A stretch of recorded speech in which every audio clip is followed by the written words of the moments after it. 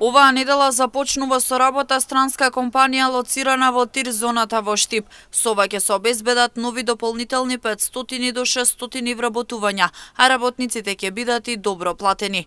Како што посочи премиерот Христијан Мицкоски, станува збор за странска инвестиција вредна околу 50 милиони евра.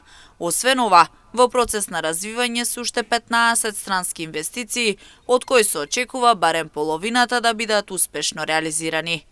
Странски инвестиции секојдневно доаѓаат, разговараме, имаме некои 15 на кои што се во процес на развивање. Очекувам од тие најмалку половината да бидат успешни, ако не и сите.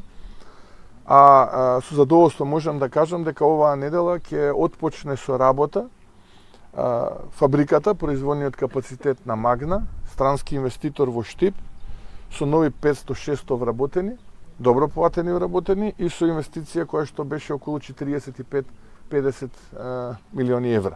Така што повторно се зацврстуваме во регионот како дестинација за странски инвестиции, дестинација која што ќе генерира и абсорбира најголем број странски инвестиции по глава на жител во регионот. И тоа е наша цел. За 24-та тоа го реализиравме.